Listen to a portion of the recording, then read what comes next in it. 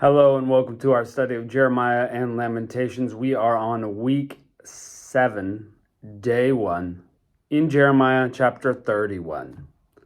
Let's see what God has to say to the prophet today. At that time, says Yahweh, I will be the God of all the families of Israel, and they will be my people. Yahweh says, the people who survived the sword found favor in the wilderness, even Israel, when I want to cause them to rest.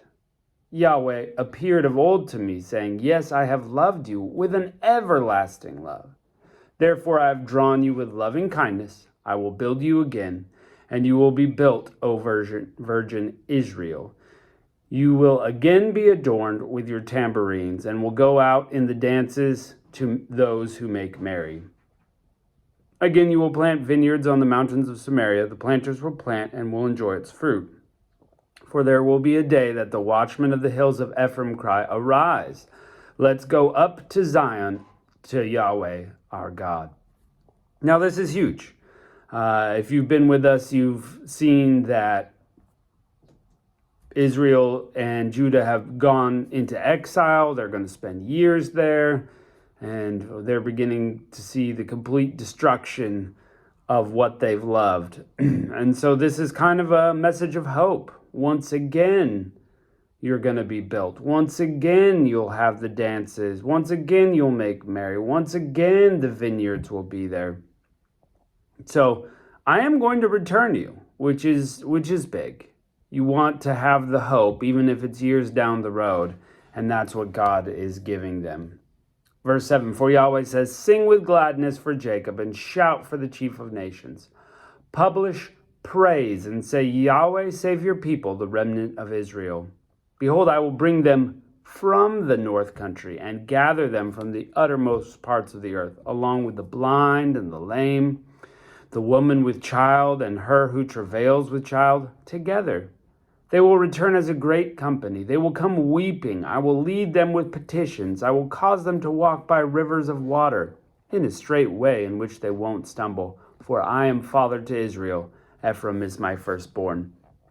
Again, this is a message of hope, a message of an easier and better life. You know, I saw that stuck out to me when it's talking about the blind and the lame and the woman with child coming back together. Look, if you were trying to retake a nation, who would you send first? You would send your strong warriors. You would send spies out. You would do this military action if you're taking it by force. You can't send the crippled people. You can't send a woman pregnant or with a nursing infant. You can't send them in first. You know, what are they going to do? And so this is a picture that God has already paved the way. It's a done deal. You know, even a blind person is going to be able to walk in safety into the land. That's how much I'm going to go before you. And it's a great message from God that, you know, we don't need to depend on our own strength to get there. We need to depend on the strength of God. If we depend on Him, it doesn't matter the opposition. It's out of the way. God is more powerful. He's going to get it done. And that's great news for the return of the remnant of the people. Verse 10, hear Yahweh's word, you nations, and declare to the distant islands. Say, he who has scattered Israel will gather him and keep him as a shepherd does his flock. For Yahweh has ransomed Jacob and redeemed him from the hand of him who is stronger than he. They will come and sing in the height of Zion, and will flow to the goodness of Yahweh, to the grain, to the new wine, to the oil, to the young of the flock and of the herd. Their soul will be as a watered garden. They will not sorrow any more at all. Then the virgin will rejoice in the dance, and the young men and the old together. For I will turn their mourning into joy, and will comfort them and make them rejoice from their sorrow. I will satiate the soul of the priests with fatness, and my people will be satisfied with my goodness, says Yahweh. What a wonderful picture. I just love the picture sometimes of the future with God. It's just so peaceful, serene. People can enjoy it. People can be there together. They don't have to worry about some enemy coming and taking them over. Now, is this about when the exile was over, the 70 years, and they came back to the land? Maybe. Is it about the end of times when Jesus is reigning as king and everything is at peace? Maybe. But I just love that picture. Love it. Their soul will be as a watered garden.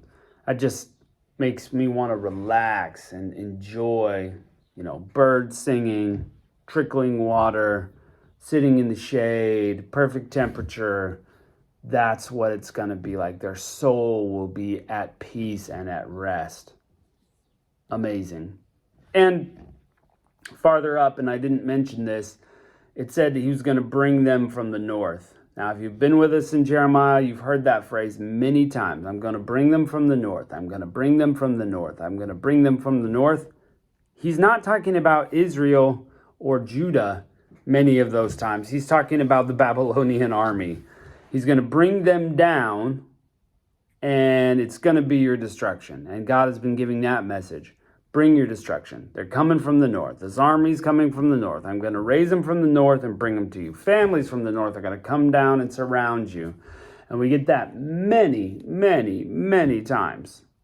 But now we've got this different message. Okay, I've already brought the army from the north and taken some of your people out.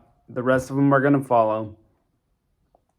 But now I'm going to bring you from the north back to your land. So again, that is super awesome. A message of hope. Verse 15.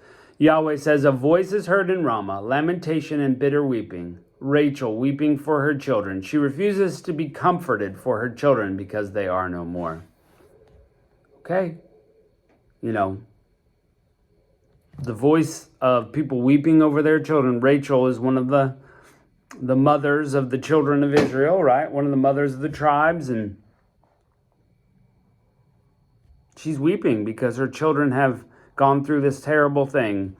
Death, pestilence, famine, sword. They've gone through that, so she's weeping. Yahweh says, refrain your voice from weeping and your eyes from tears, for your work will be rewarded, says Yahweh. They will come again from the land of the enemy. There is hope for your latter end, says Yahweh. Your children will come again into their own territory. I have surely heard Ephraim grieving thus. You have chastised me, and I was chastised as an untrained calf. Turn me, and I will be turned, for you are Yahweh my God. Surely after that I was turned. I repented.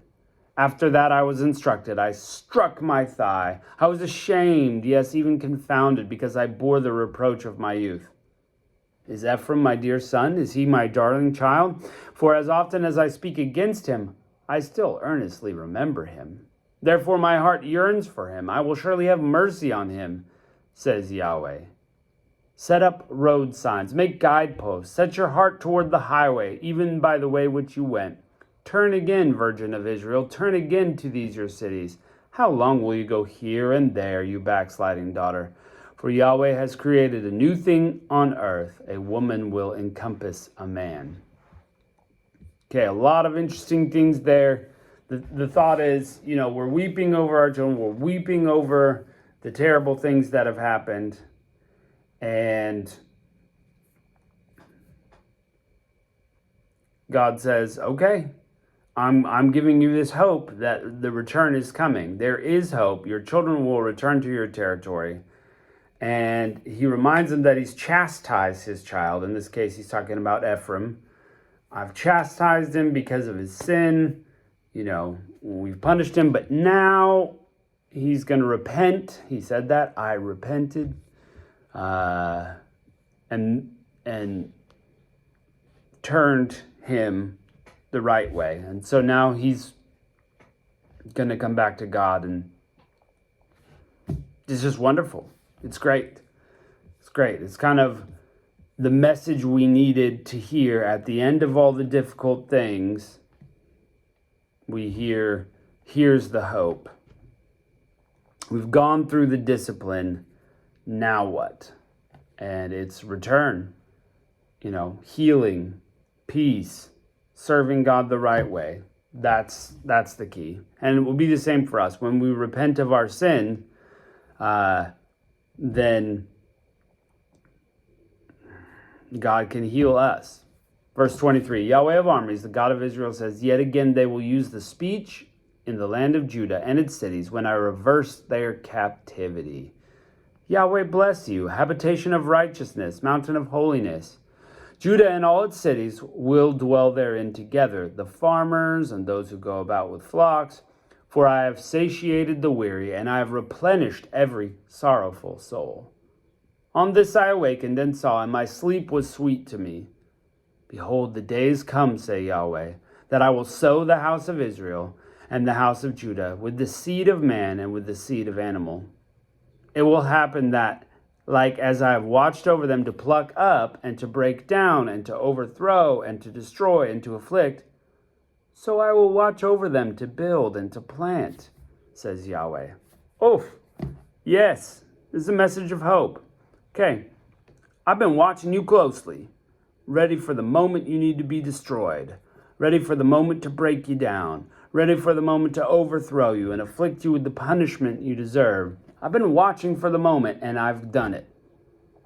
Now you've been chastised. Now I'm going to watch you again. But this time I'm going to say, let's build you up.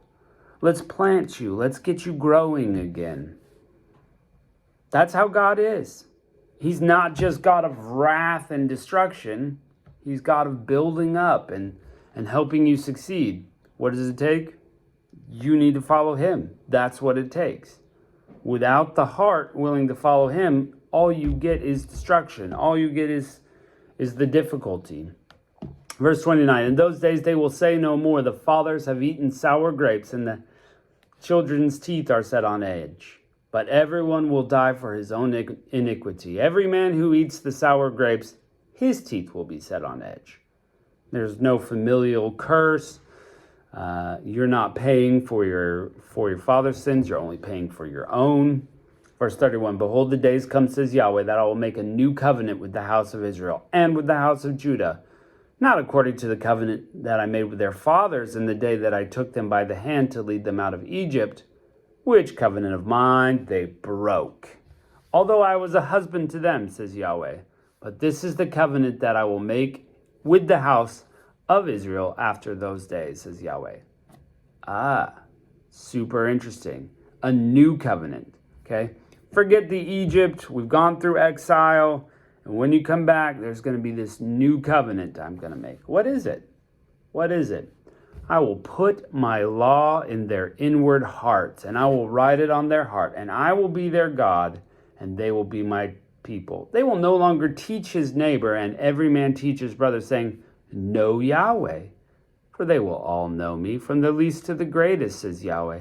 For I will forgive their iniquity, and I will remember their sin no more.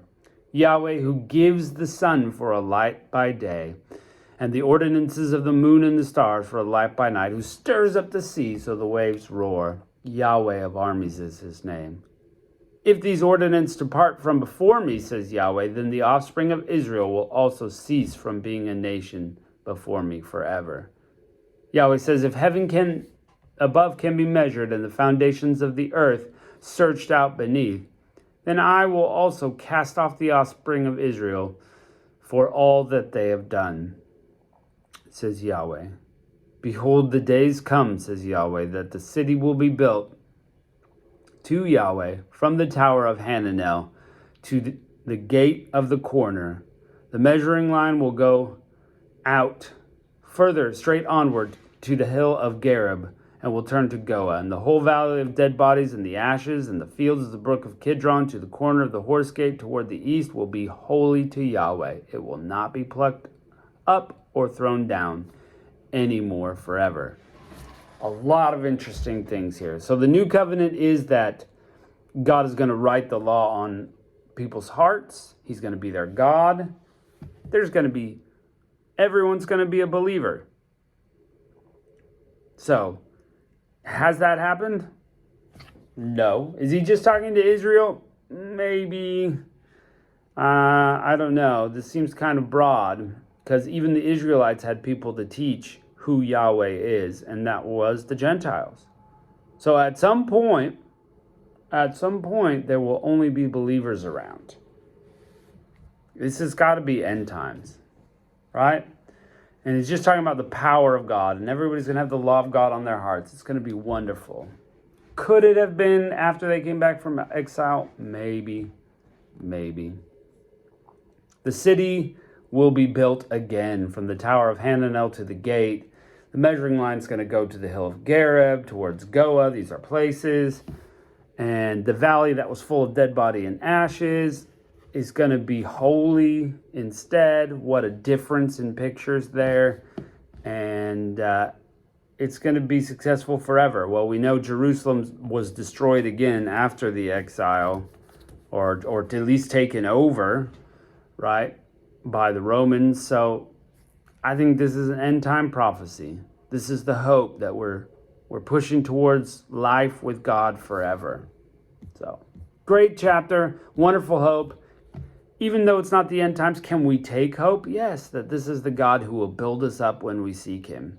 And that's what we need to do. That's your life lesson, is to stay seeking God completely. Don't stay satisfied with where you are. Grow deeper and closer to him every day. Thanks for joining us, and we'll see you for the next chapter.